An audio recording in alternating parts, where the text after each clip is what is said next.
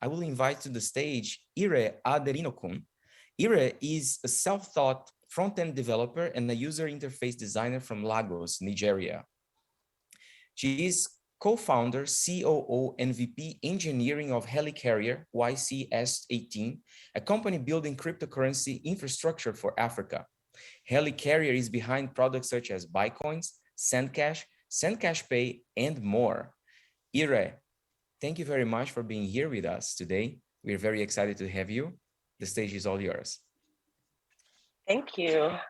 I'm really glad to be here. Good morning, everyone. Hope you're all enjoying the conference so far. So I'm just going to get right into this. So today I'm going to be talking to you all about future-proof CSS. So this is the first ever website that was published to the World Wide Web. It went live on August 6th, 1991. And it basically just explained what the whole World Wide Web project was and how to create your own web pages. Obviously, as a front-end developer, the first thing I did was look at the source code, which was actually a lot more interesting than I would have thought. One of the first things I noticed, apart from the fact that everything was in all caps, was there are a few key elements missing. So there was no like HTML elements, there was no head element. Instead, there was a header element, which was used basically like how we use the head elements today. So it had things like the title, which I didn't even know was allowed to be outside the actual head element. And it also contained the strange next ID element, which I tried to look up on MDN, and I came across this description, said it has something to do with some next web designing tool and something to do with name labels, which didn't really make a lot of sense until I read the next line, which basically said that it's probably one of the least understood of all the early HTML elements. And I was like, okay, yeah, that makes sense because I did not understand it. And another thing about the website is that there's no CSS because CSS wasn't even invented yet. It's not until 1994. But even as browsers change and web technologies are updated, and even though this isn't really how we build websites today, and even though there's elements that we would consider crucial today that are missing, and it also includes elements that are deprecated, it basically just works the exact same way it did before. And that's because of the foundational concept, so don't break the web. And what this means is that we can be assured that web technologies won't change in a way that breaks previously compliant websites. So even though the first website isn't considered fully compliant today, it was at the time that it was created. So in other words, as long as you build your website the right way today, it should technically last forever, or I guess as long as the internet itself.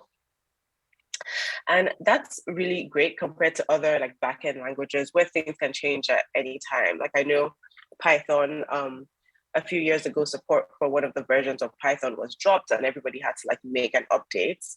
But with web developers, we don't have to deal with things like that at all. Like no matter what happens with new or future versions of CSS or HTML or JavaScript, we're never going to be in a position where we're like forced to update. And while that's the good side, there's also the downside. So stuff like this, we have this huge list of deprecated elements. And once something is like actually introduced to the spec, it can't ever be removed. Like all of these elements here, even though they're deprecated, can still be used today. And it's the reason why websites like this still work completely fine. So even though it's kind of, I guess, ugly by today's standards, it's using the correct elements. And that's basically the trade-off that we make. But of course, as we know, that doesn't mean that every website once built will last forever. Like we've seen websites that are doing weird things or relying on tech that wasn't actually formally introduced into the spec, and then those break. I mean, going back to this definition, your website won't break if it was compliant and built in the right way in the first place. And that's basically what this talk is all about. So how do we build websites and then focusing on the CSS aspects that can be future-proof? And I think this is a good place to start, or a good place to start is thinking about what writing CSS might actually look like in the future. And I imagine there will be a whole lot more features than currently exists, of course. I think I'm personally rooting for like a JavaScript in CSS, which sounds like a joke now, but if you think about it, it's kind of cool because then you could change your styling based on like JavaScript feature detection, which I think would be pretty cool. And in addition to new features, the landscape of browsers may also be totally different. But then there's also still always going to be some browsers that aren't going to support features you may want to use, and some that do, some that don't. And even though we're heading in a direction where there's more consistency and support, as we've seen with features like CSS Grid, the nature of the web is that there's just always going to be differences because it's not one centralized platform. The solution to this is, of course, the age-old concept of progressive enhancements. And even though it's a concept that's talked about a lot, I still find it kind of useful to go back to the original definition to see what it really means. And basically, the concept of progressive enhancements was introduced by a guy called Stephen Champion. And he defined this as an approach where we build for the least capable devices first, and then we move on to provide enhancements for more modern devices or browsers. And we do this in a way that doesn't degrade the experience for the baseline devices. And this can be contrasted to the prevailing practice at the time, which was graceful degradation. And this is sort of the inverse of progressive enhancements. So what happens here is that we start with providing an experience for the modern browsers first, and then provide a lower level experience for older browsers. And I think the way Google handles search is a great example of progressive enhancements. So for modern browsers with all the features, you get this full experience. You get like suggested searches, you get autocomplete, you get like a full rich search results. But with JavaScript disabled, you're still able to access the core function of the site without any of the fancy features. Like you can just type in, then you get your results. And even going further with CSS disabled, you can still accomplish your task. I mean, it definitely doesn't look pretty, but the content is still usable and laid out in a clear way, so you can still see your results. So graceful degradation, on the other hand, is something like this, where at the top it just says your browser does not support scripts. And they sort of let users know why things might be broken, but little to no attempt is made to actually provide a good experience. And what's interesting about the concept of progressive enhancement was that obviously at the time, the problems they were talking about were very different to what we face today. Like they're talking about font tags versus style sheets or tables versus style sheets. But despite these details being different, the solution of progressive enhancement is still the same. The way we apply progressive enhancement is still the same. And it basically just boils down to 2 points. So first, we start by providing a core experience to all browsers, and then we add styling and functionality to enhance the experience for more capable browsers. That said, when it comes to CSS, progressive enhancement can be kind of hard and kind of in a unique way as well, because if we look at JavaScript, JavaScript already has the right tools for progressive enhancement. So we have like feature detection and we have error handling. So if we wanted to use a feature like Service Worker, for example, we can first detect if it's even available in the browser. And then even when we do use it, we can then easily tell if something went wrong and handle that case too. And this makes progressive enhancement a bit more straightforward with JavaScript because it's easier to build a higher level of experience for more capable devices when you can tell like the capabilities of devices apart. But CSS, on the other hand, is lacking these same tools. So we don't really have feature detection. And I know we do have feature queries, which I'll get into, but we don't have it in the same way that we have it in JavaScript. And we also don't really have adequate or really any error handling. And just to like illustrate what I mean, let's say we're trying to take the image on the left and then rotate it 180 degrees to look like what it is on the right. And we want to do that with CSS. So if we were to make like an error with the selector, we can see that the image just stays the same. Similar if we had like a fault with the property or even with the value, or even if we do everything right and then the browser just doesn't support the feature, we have the same result, which is like that nothing happens. We don't have any feedback. And for me, this is one of the main reasons why CSS can be difficult to work with, because there's a very big disconnect between the CSS we write and the results. There's no feedback either way. But even though it's hard, it's definitely still doable. So there are a few practices and tips we can use to apply the concept of progressive enhancements to CSS. And the first tip is to kind of not use CSS in the first place if you don't have to. And what I really mean by this is to start with sensible HTML. And I really like this graphic that shows the layering approach of progressive enhancement. So you start with HTML, which is the cake. You add some icing, which is the CSS. Then you top it up with JavaScript, which is the decorations. But the key parts of this is that the cake, the HTML, is enough on its own to get the job done, and nothing else should be a requirement. Which isn't to say that it needs to be pretty without CSS or JavaScript. It's just to say, make sure the document works without CSS in the first place. So as an example, this is what my blog looks like without CSS. Again, obviously it's not an ideal scenario, but the structure of the page still makes sense and the content is still accessible and readable. And obviously there are improvements that can be made with maybe sizing of images and things like that, but it's still a usable experience. The point is not to use CSS to correct things in HTML. So you don't want to, in your HTML, have the content in an order that doesn't make sense and then try and use CSS to fix it. You want to start in a place where the HTML makes sense on its own.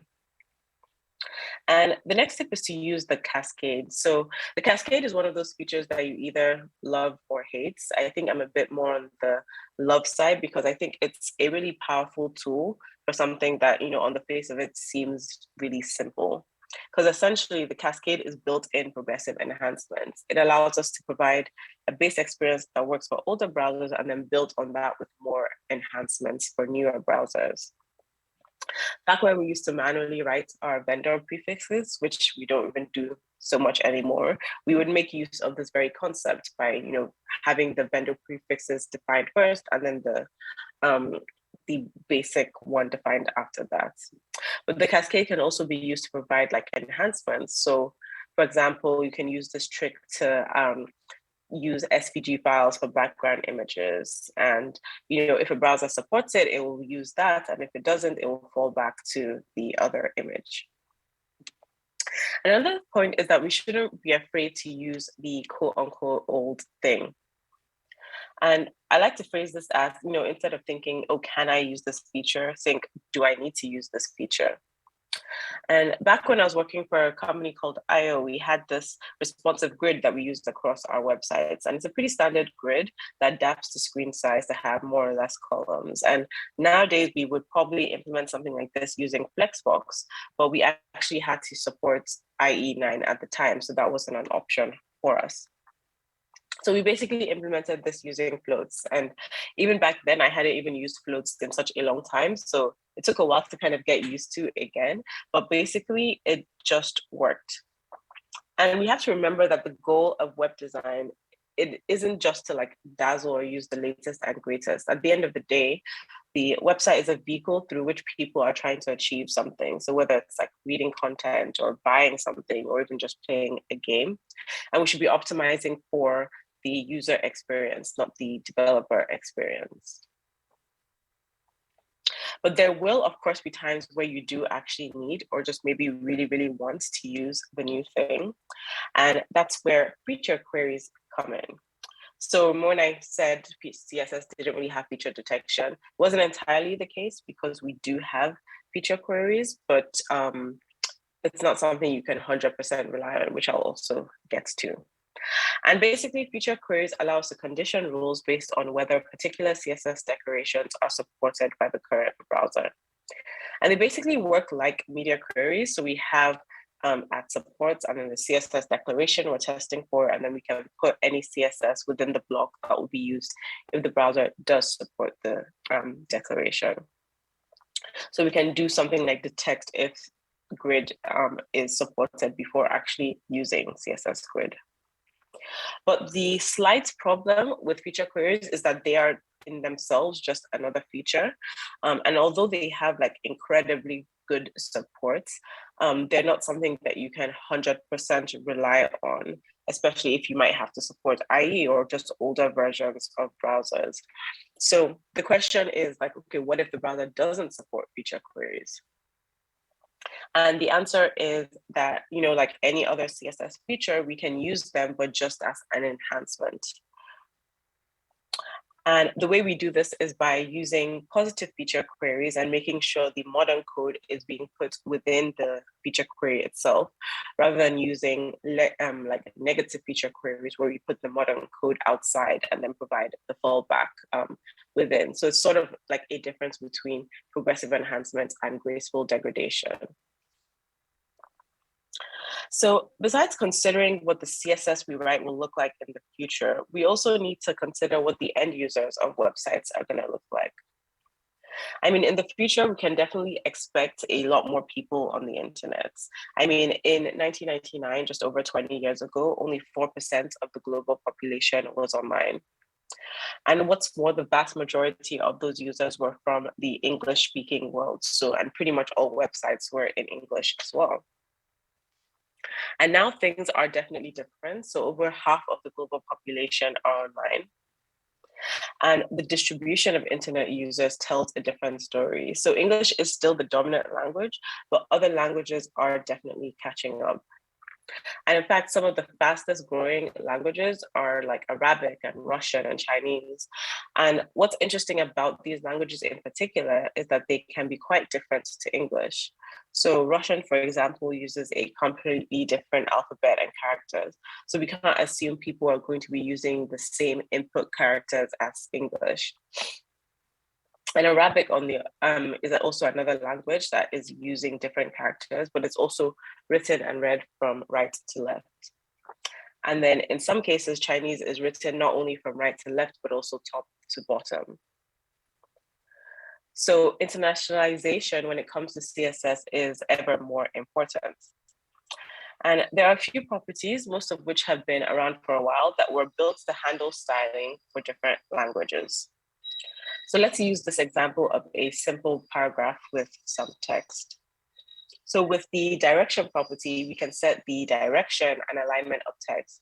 So for example, we can have the text flow from right to left instead of left to right. And you'll note here that the text itself is actually still written or / read from left to right, and we'll understand why in a bit. But with the writing mode property, we can set the flow of elements in a document. So we can set whether elements are also ordered horizontally or vertically.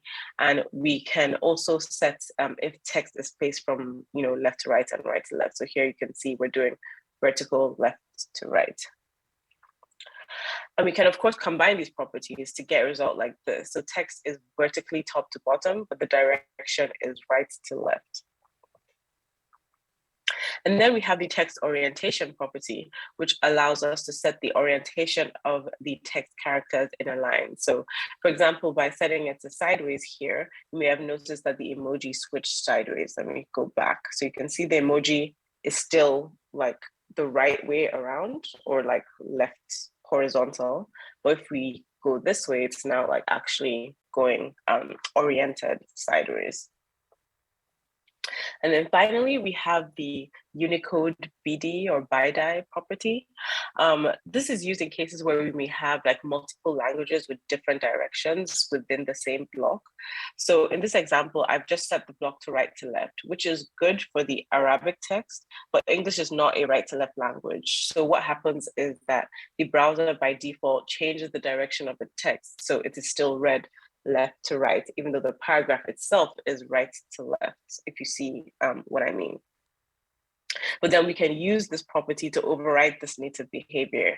And you can see with the property applied that the English text is now actually using the right to left property. Like you can see the characters themselves are aligned right to left.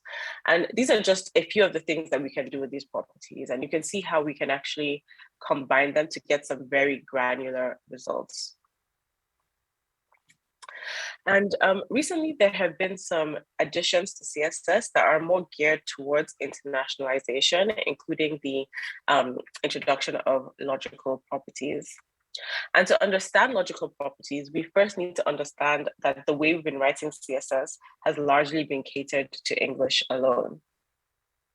Usually when we're specifying a left margin, for example, we don't actually really mean left, because when the direction of the text changes, the margin should actually then be on the other side. So what we actually mean in this case is that we want a margin at the start of the paragraph.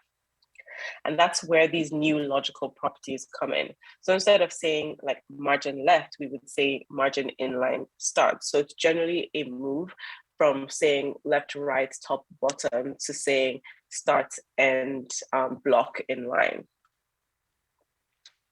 And these properties can be broken down into three parts. So first is the area we're targeting. So like a padding or border or margin. And then the plane, so horizontally or vertically. And in a left to right language like English, inline will be the horizontal plane and block would be the vertical plane. But if it was a like top to bottom language, it would be like the other way around. And then finally, whether we're talking about the start or the end of that plane. So in our example before, what we actually meant was margin inline start. And what would happen is that depending on the direction of the language, this would be applied either to the right or the left, or maybe the top or the bottom.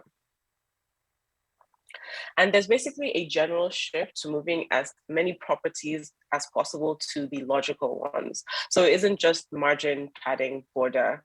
We're moving like for widths and heights and basically everything to block size, inline size. And basically for every property that had a direction before, we're getting logical directions in case that's really what we mean.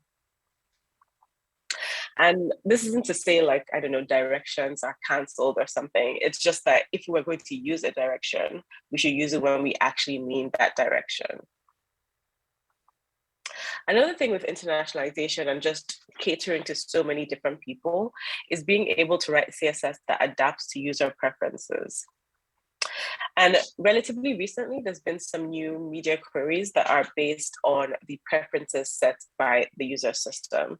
So one of the first to be introduced was, of course, the dark mode. So we can check to see if a user system has a preference for the dark color scheme and then adapt our CSS to that. But we can also adapt to a user's preference for motion or animation. So we can modify or entirely remove animations based on a setting like this. And there's only going to be more of these queries available in the future. So this one, for example, allows us to adapt our CSS to users' preferences for data usage. So if somebody needs reduced data, we can provide, lower, maybe less CSS or less or lower size images and things like that. And even though the support for this particular query isn't really there yet, that doesn't mean we can't already start implementing it. And whenever it's implemented in the future, our sites will already be working with it. And that's basically, progressive enhancement as well. And when more users are online, it's not just, the languages that will change. So more users means just more different types of users in general. And that means we really can't assume anything about how the end user or about the end user themselves or how they'll be interacting with our website. So they may or may not be using a keyboard and a mouse. They could be using something like an expanded keyboard like this one, which is like a really large surface area to, reduce mistakes and can be used by both hands and even feet. They could be even using like a mouse stick, so if they can't use their hands or feet at all. Or they could be using a switch, which basically tries to compress the complexity of a full keyboard to just a single button that can be pressed in different ways for different effects. Or maybe they're just relying on their voice. The point is, we can't really know. So today, about 15% of the global population need to use at least one assistive product. And with an aging population, this number is only going to increase. And so the accessibility of our websites is only going to become more and more important in the future. The good thing is that HTML is by default accessible. So when it comes to CSS or JavaScript or anything else, our job is mainly not to ruin what's already good and make sure that content remains accessible. And the starting point for that is using CSS for what it's intended for, which is styling. As we saw back in the beginning, there's a clear separation of concerns about what tool is for what. So we wouldn't, or at least hopefully, we wouldn't want to make like a cake entirely of icing. So we shouldn't try and make a website entirely of CSS. I know we all love like using CSS for everything, but there are definitely cases where it's just the wrong tool for the job. So content, for example, that's HTML's job. And it is possible to do something like this where we provide labels for inputs using a CSS pseudo element. Luckily, CSS actually makes it a little bit difficult for us because you can't even put a pseudo element directly on the inputs, but it's still possible to just use like a div container to achieve the same thing. And visually, it may look like we have provided an adequate label for this input. And for anyone that's just visually looking and plainly looking at this input, we basically have, because I can look at this and say, this is where my password needs to be. But if we were to inspect the accessibility properties of the input, we can see that there's no label specified. And this just makes it unusable to users that are relying on assistive technologies, because there's just no information about what the input is for. And this happens because generally CSS isn't really taken into account when building the accessibility tree. So you may have seen this process before about how we go from an HTML document to a web page. So we start with markup that's converted into the DOM and CSS that's converted to the CSS and both of those are combined to make the render tree and basically a bunch of magic in between, and we get the web page. But the accessibility object model, so the accessibility tree, is derived from the DOM alone. So it's built before any CSS is taken into account. And that's why content is the job of HTML. So anything that needs to be in the accessibility tree essentially needs to be in HTML. And with that change, even though visually everything looks the same to a person navigating with their vision, the label is now accessible to assistive technology, which now makes it usable by users of that assistive technology. So similar to how we shouldn't use CSS for content, we shouldn't also use CSS for functionality. So it turns out that this is maybe harder than you think, because as CSS developers, we really love finding CSS-only solutions.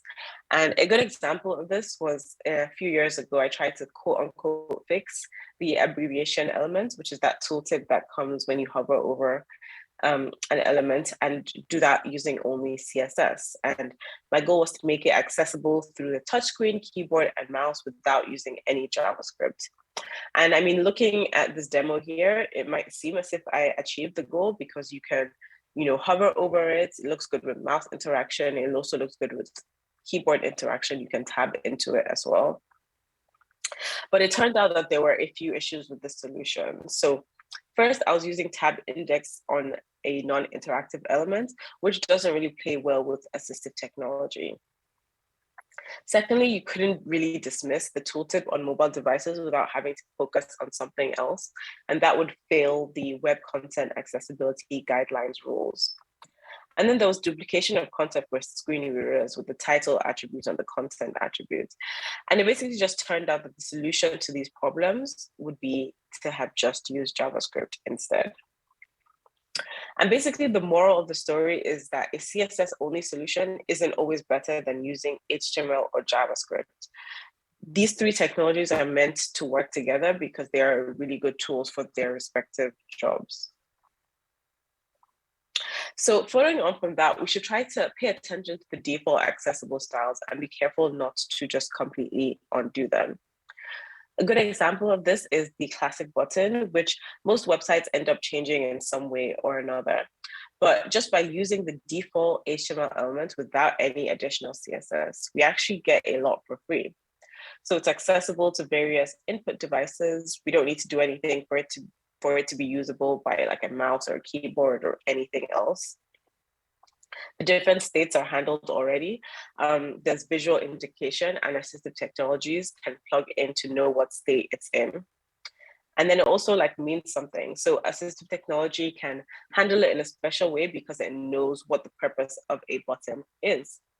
So for example, if we're using like a screen reader, we can use a shortcut to easily pull up all the interactive elements on a page.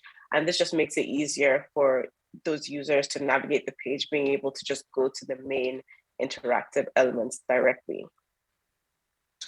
And this is not to say that we shouldn't ever change the default styles. So they are accessible, but the goal of the web isn't for everything to just look exactly the same. We have the ability to personalize and make things our own. And the point is just that if we want to change anything, we need to make sure we're, providing that same functionality. So we shouldn't just remove focus styles, for example. We should remove it and then replace it with something else that we want that's more specific to our website. We can also make use of the focus visible pseudo class, which is really great because it's only going to apply the style when the browser deems that focus actually does need to be visible. So if a user is tabbing into the element with their keyboard versus if they just clicked. And here's just a simple example of how that's used. So I'm removing the outline, but only removing it in cases where focus should not be visible. And because of the way CSS works, if focus visible isn't supported, then this entire rule is ignored. So it's good for progressive enhancement as well. And then we apply the nicer background color for focus visible only. And just following on from that, it's also a good idea not to deviate too much from the styling conventions of the web. So specifically with interactive elements, make it look like what it's supposed to look like. So make a button look like a button, a link look like a link, an input look like an input. And most importantly, make them distinct from each other. And the reason we do this is because there is meaning behind the elements. So users expect different behavior from links or buttons or inputs. So when we change the look of the elements, it can be confusing for users because they may expect one thing and get another. And I really like how Jeremy Keith phrased this in his book, Resilient Web Design, that one material should not be used as a substitute for another. Otherwise, the end result is ultimately deceptive. Because confronted by something like this, a user is just not going to know what to do. The only reason we know that these are three separate things is because they've been labeled. And then finally, we need to be proactive about making our CSS compliant. So as I mentioned, with CSS, there isn't much feedback. So this means that we can do wildly incorrect things and be totally oblivious to it. So we need to actually be active about trying to lint and validate our CSS to make sure we're not doing anything damaging. And a good place to start is the Web Content Accessibility Guidelines. But obviously getting started, you might not want to dive in and read the entire document. So we do have some tools that we can use. And I think that dev tools and browsers have developed a lot over the last few years to provide accessibility tools. So Firefox in particular is really great. And then if you use Chrome, we obviously have the Lighthouse Accessibility Report, which does a really good job of highlighting any potential accessibility issues. All that said, having tools to evaluate your CSS for accessibility issues is a bit limited because CSS is inherently subjective. So we can use tools to tell us stuff if our contrast is off, but it can't really tell us that our links and buttons look too much like each other or that our focus styles aren't distinct enough. So the best thing we can do is, research as much as possible ourselves, get feedback from users, do user testing, and just in general, try to be a bit more compliant or proactive about compliance. So that's it on future-proof CSS. So what's really nice is that future-proofing is pretty similar to past-proofing. So all the things we need to do to ensure that our CSS works in the future is pretty similar to what we need to do to make sure that our CSS works for older devices. So all the same concepts that we've covered apply, like progressive enhancement, internationalization, accessibility. So all these concepts that we can apply to our websites today to ensure that they work well for legacy and future devices. So thank you. Enjoy the rest of the conference. And yeah, any questions? Thank you very much, Ire. JavaScript and CSS is really something that I think that every developer needs to at least have a grasp on. I have only one question for you. If I am a mere mortal, so I have no idea where to go when talking about developing an HTML and this all of these things. So if someone wants to actually really future-proof their projects in CSS and Java, what is the first thing that they have to look at? Okay, that's a good question. And I think from everything I've mentioned, I think the most important concept to take away is the concept of progressive enhancement. So just kind of making sure that anything that you're doing, you're writing your CSS in a way that isn't going to break for devices that may or may not support the particular feature that you're working on.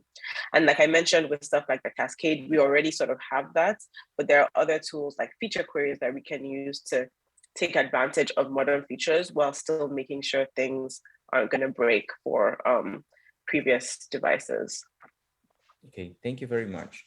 According to our Slido app, we don't have any other questions for you right now. So I will encourage everybody that is watching this talk to either send a message right now, 3, 2, 1, no questions, or send a message directly to Ire after this talk. Ire, I think that your contact is also in Hopin, yes? Yes. Yes. Okay. So people can just send a direct message to her or send a mail or any other way. All right. So Ira, thank you very and so much for being here with us today.